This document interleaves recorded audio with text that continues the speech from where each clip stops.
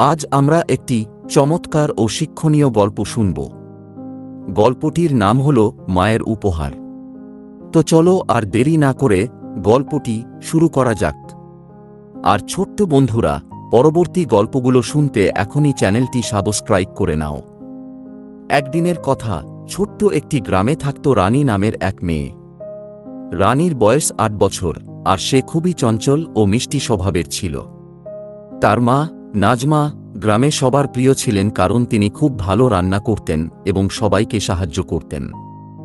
রানী তার মাকে খুব ভালোবাসত, কিন্তু সে একা একা খেলা করত, কারণ তার কোনো ভাই বোন ছিল না। মা নাজমাই ছিল রানীর সবচেয়ে প্রিয় বন্ধু। মা সবসময় রানীকে বলতেন, রানী, তুমি সবসময় হাসিখুশি থেকো আর মানুষকে সাহায্য করো। সেটাই জীবনের সবচেয়ে বড় উপহার। একদিন রানীর জন্মদিন আসলো। মা নাজমা বললেন, এবার তোমার জন্য আমি বিশেষ কিছু করতে চাই। তোমার জন্য আমার কাছে একটি চমৎকার উপহার আছে। রানী খুশিতে লাফিয়ে উঠল, কি উপহার মা, বলো না। মা হেসে বললেন, তোমাকে এখনই বলবো না, অপেক্ষা করো, সন্ধ্যাবেলা তুমি উপহারটা পাবে। রানী সারাদিন অপেক্ষা করল কখন সন্ধ্যা হবে। সে কল্পনা করতে লাগল, হয়তো তার মা তাকে নতুন পুতুল কিনে দিয়েছেন, কিংবা সুন্দর একটা নতুন জামা। তার মন আনন্দে ভরে গেল।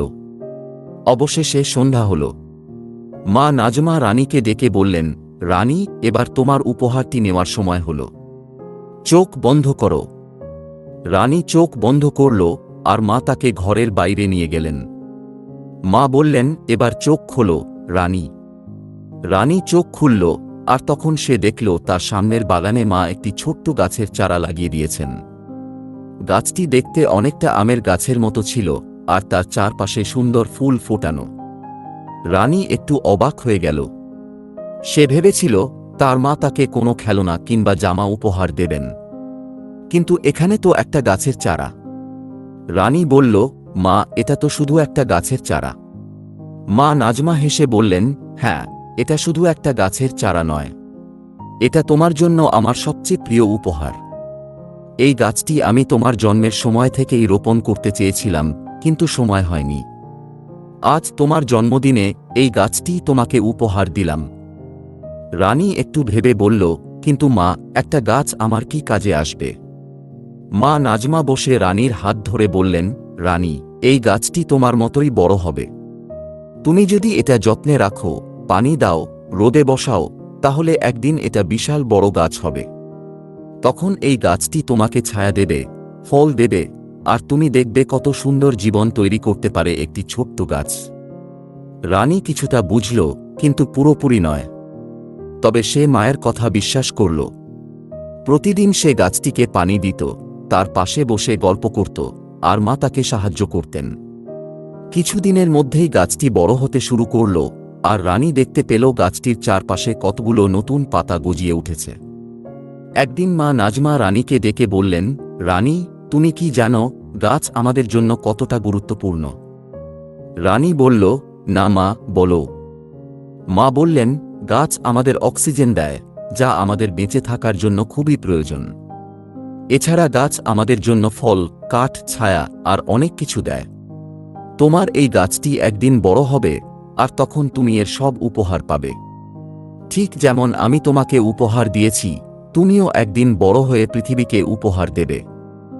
রানী তখন বুঝতে পারল তার মায়ের উপহার আসলে কতটা মূল্যবান।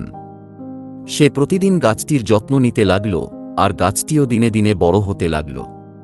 কয়েক বছর পর গাছটি বড় হয়ে আম দিতে শুরু করল। রানী খুশিতে আত্মহারা হয়ে গেল, কারণ সেই গাছটি তার মায়ের দেওয়া সবচেয়ে মূল্যবান উপহার ছিল। মা নাজমা তখন বললেন, দেখলে রানী, গাছটি তোমার প্রতি ভালোবাসার প্রতীক।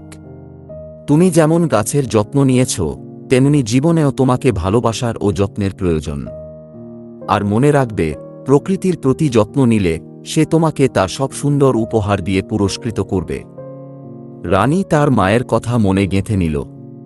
সেই দিন থেকে রানী শুধু নিজের গাছটিই নয়, গ্রামের আরও অনেক গাছেরও যত্ন নিতে শুরু করল। সে বুঝতে পেরেছিল, মায়ের উপহার শুধু একটি গাছের চারা নয়, বরং ভালোবাসা, যত্ন ও দায়িত্ববোধের শিক্ষা। এভাবেই মায়ের দেওয়া সেই ছোট্ট উপহারটি রানীর জীবনে বড় এক পরিবর্তন এনে দিল। রানী একদিন বড় হয়ে গ্রামের সকলের প্রিয় একজন বৃক্ষপ্রেমী হয়ে উঠল, আর মা নাজমা সবসময় গর্ব করে বলতেন, রানী, তুমি আমার জীবনের সবচেয়ে বড় উপহার। প্রকৃতির প্রতি ভালোবাসা ও যত্ন নেওয়া আমাদের দায়িত্ব, আর সেটাই আমাদের সত্যিকারের উপহার হিসেবে ফিরে আসে।